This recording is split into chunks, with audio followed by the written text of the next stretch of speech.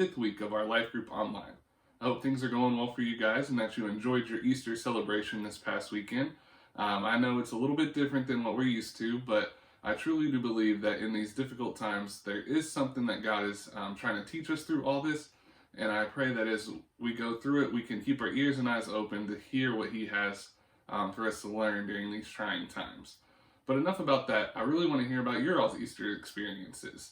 What was some of the highlights of your Easter experience this year? I know for us in our family, one of our highlights was taking a little bit of time out to make our own unleavened bread for our communion celebration with our church this Sunday.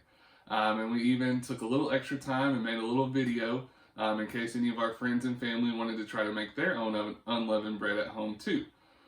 Another fun thing that we did, our daughter Miriam got a new bike for Easter, so we spent the afternoon helping teach her how to ride around on that. And once she got the hang of it, as you can imagine, it was hard for us to get her off of the bike.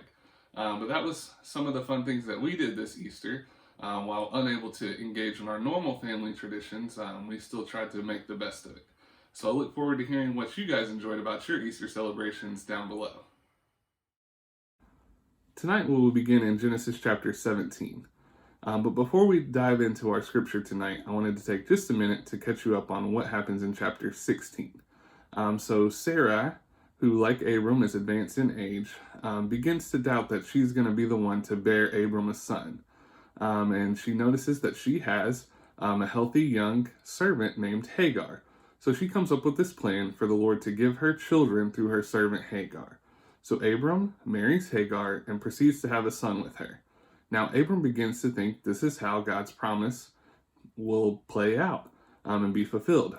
But as often happens, God had other plans, bigger and better plans. Join us as we begin our time tonight in Genesis chapter 17. We will be reading from the New Living Translation. Genesis chapter 17. Abram is named Abraham. When Abraham was 99 years old, the Lord appeared to him and said, I am El Shaddai, God Almighty. Serve me faithfully and live a blameless life. I will make a covenant with you by which I will guarantee to give you countless descendants. At this, Abram fell face down on the ground. Then God said to him, This is my covenant with you. I will make you the father of a multitude of nations. What's more, I am changing your name. It will no longer be Abram. Instead, you will be called Abraham, for you will be the father of many nations. I will make you extremely fruitful. Your descendants will become many nations, and kings will be among them. I will confirm my covenant with you and with your descendants after you, from generation to generation. This is the everlasting covenant. I will always be your God and the God of your descendants after you, and I will give you the entire land of Canaan, where you now live as a foreigner, to you and your descendants. It will be their possession forever, and I will be their God. The mark of the covenant. Then God said to Abram, Your responsibility is to obey the terms of the covenant. You and all your descendants have this continual responsibility. This is the covenant that you and your descendants must keep. Each male among you must be circumcised. You must cut off the flesh of your foreskin as a sign of the covenant between me and you.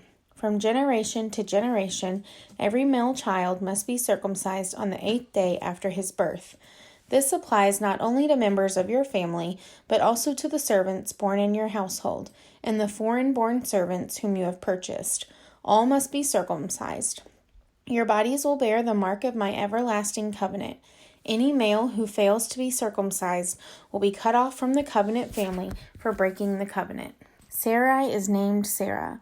Then God said to Abram, Regarding Sarai, your wife, her name will no longer be Sarai. From now on, her name will be Sarah, and I will bless her and give you a son from her. Yes, I will bless her richly, and she will become the mother of many nations. Kings of nations will be among her descendants. Then Abraham bowed down to the ground, but he laughed at himself in disbelief.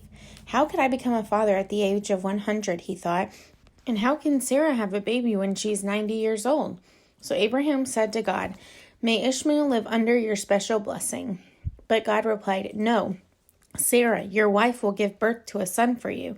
You will name him Isaac, and I will confirm my covenant with him and his descendants as an everlasting covenant. For Ishmael, I will bless him also, just as you have asked. I will make him extremely fruitful and multiply his descendants. He will become the father of 12 princes, and I will make him a great nation. My covenant will be confirmed with Isaac, who will be born to you and Sarah about this time next year." When God had finished speaking, he left Abraham. On that very day, Abraham took his son Ishmael and every male in his household, including those born there and those he had bought. Then he circumcised them, cutting off their foreskins, just as God has told him. Abraham was 99 years old when he was circumcised, and Ishmael his son was 13. Both Abraham and his son Ishmael were circumcised on that same day, along with all the other men and boys of the household. Whether they were born there or bought as servants, all were circumcised with him. So the first question we want to look at tonight is about Abram and him becoming Abraham. So what do you think is significant about this? Why does the name matter so much?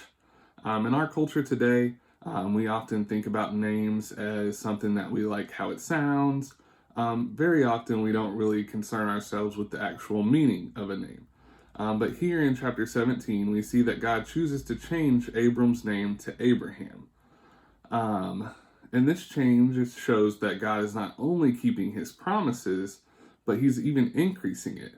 No longer will he just be the father of a nation, but he will be the father of a multitude of nations, God says. So this could be a nod to the fact that the chapter before, Abram and Sarai kind of took things into their own hands a little bit and tried to, quote unquote, help God out because they were beginning to doubt that what God said would still be able to happen due to their old age. Either way, we see Abram definitely knows who God is and has the utmost respect for him as he instantly falls down and worships the Lord. So what do you guys think? Do you think there's more to it than just this name change? Is it just meant to be really confusing for us as we study it because we get tongue-tied on, is he still Abram or is he Abraham? Let us know what you think. Question 2. So in chapter 17, we see that God has promised Abraham descendants that number the stars in the sky. And we see him build upon his covenant with Abraham and the addition of this new requirement that all the men in Abraham's family line need to be circumcised. And that's just a way for Abraham and his family to show their obedience to the Lord. And we also see that God reassures Abraham that his descendants will come from his wife Sarah. God takes the time to even change her name like Abraham's. And we see Abram's response to this reassurance is laughter. So my question for you guys is, do you ever respond like that today? Do you ever respond to something that God's calling you to do or has promised you by just laughing in disbelief? I know that's something that, today we feel like, oh, it's really bad to laugh at the Lord and his plans, but oftentimes we find ourselves still doing it. I know it's something that Abraham probably regretted later on, especially seeing how many times in his life God does follow through with his promises. And we can trust today that God still follows through with those promises that he makes us, even when we think he's not. And I think that's one of the cool things we can learn from Abraham in his life is, while it's okay for us to have doubts and to seek the Lord out in reassurance, we can also trust that God's going to be faithful. Several times in the life of Abraham, we see him begin to doubt, and we see God continue to provide for him. And this is just another one of those situations. Genesis chapter 18, verse 1 through 15. A son is promised to Sarah. The Lord appeared again to Abraham near the oak grove belonging to Mamre. One day Abraham was sitting at the entrance to his tent during the hottest part of the day. He looked up and noticed 3 men standing nearby. When he saw them, he ran to meet them and welcomed them, bowing low to the ground. "My lord," he said, "if it pleases you, stop here for a while. Rest in the shade of this tree while water is brought to wash your feet. And since you've honored your servant with this visit, let me prepare some food to refresh you before you continue on your journey." "All right," they said, "do as you have said." So Abraham ran back to the tent and said to Sarah, "Hurry, get 3 large measures of your best flour, knead it into dough, and bake some bread." Then Abraham ran out to the herd and chose a tender calf and gave it to his servant, who quickly prepared it. When the food was ready, Abraham took some yogurt and milk and the roasted meat, and he served it to the men. As they ate, Abraham waited on them in the shade of the trees. "Where's Sarah, your wife?" the visitors asked. "She's inside the tent," Abraham replied. Then one of them said, "I will return to you about this time next year, and your wife Sarah will have a son." Sarah was listening to this conversation from the tent. Abraham and Sarah were both very old by this time, and Sarah was long past the age of having children. So she laughed silently to herself and said, "How could a worn-out woman like me enjoy such pleasure, especially when my master, my husband, is also so old?" Then the Lord said to Abraham, "Why did Sarah laugh? Why did she say, 'Can an old woman like me have a baby?' Is there anything too hard for the Lord? I will return about this time next year, and Sarah will have a son." Sarah was afraid, so she denied it, saying, "I didn't laugh." But the Lord said, "No, you did laugh." Genesis chapter 21, verse 1 through 7, the birth of Isaac. The Lord kept his word and did for Sarah exactly what he had promised. She became pregnant, and she gave birth to a son for Abraham in his old age. This happened at just the time God said it would, and Abraham named their son Isaac. 8 days after Isaac was born, Abraham circumcised him as God had commanded. Abraham was 100 years old when Isaac was born. And Sarah declared, "God has brought me laughter. All who hear about this will laugh with me." Who would have said to Abraham that Sarah would nurse a baby? Yet I have given Abraham a son in his old age.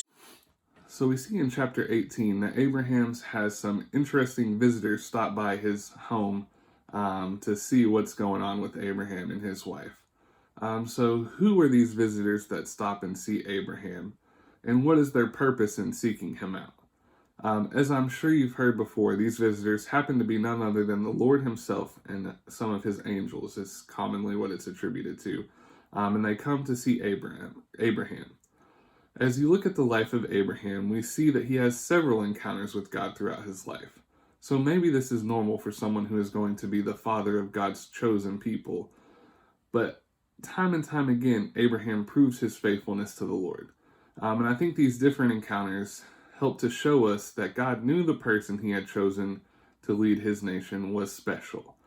He knew this man who was one who could pass on that faithfulness for generations and generations.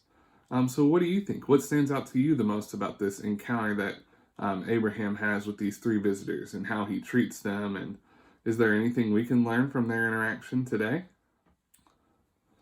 Now, as these men begin to leave, they reassure Abraham yet again that within the next year, his wife Sarah will be pregnant with child. And we see that Sarah overhears this message from within the tent, and she, like Abraham before, laughs in disbelief at this promise. She knows she's well beyond childbearing years, and she still cannot understand how this is actually going to play out. So much so that these visitors kind of call her out for it. So they mentioned to Abraham that, "Why is your wife inside laughing at this proclamation that we've just shared with you?" And I think that's something that's really cool throughout this whole story is this theme of laughter. We see almost God uses this laughter to show that this plan could be accomplished by no one other than himself. We see that, Abraham and Sarah were both well beyond what society knew could produce a child. And God uses that to just show how powerful he is and how, he's not bound by these earthly requirements. And it almost foreshadows the miraculous birth that he chooses to bring his son into the world in Jesus many years later, and the virgin birth through Mary. So we just see, God's establishing that, yes, what happens in this world may be one way, but I created this world, and I can break those rules. And he shows that to Abraham by giving him a son at 100 years old and his wife being 90. That's something that our world would deem impossible. If we saw that today, we would be in utter disbelief and we would think someone was trying to pull something over on us. So what do you think about Sarah's response to these visitors? And is it significant that her response kind of lines up to Abraham's initial response when God reassures him that this is how the plan's going to play out? Isaac is born. Here he is. The long-awaited son is here. How long at times do we have to wait on the Lord? Abraham and Sarah waited a long time for this son to come. Do you ever have to wait on the Lord? Has He promised you or shown you different things that you thought were going to happen relatively quickly or happen one way and you ended up having to wait only to see them happen a different way?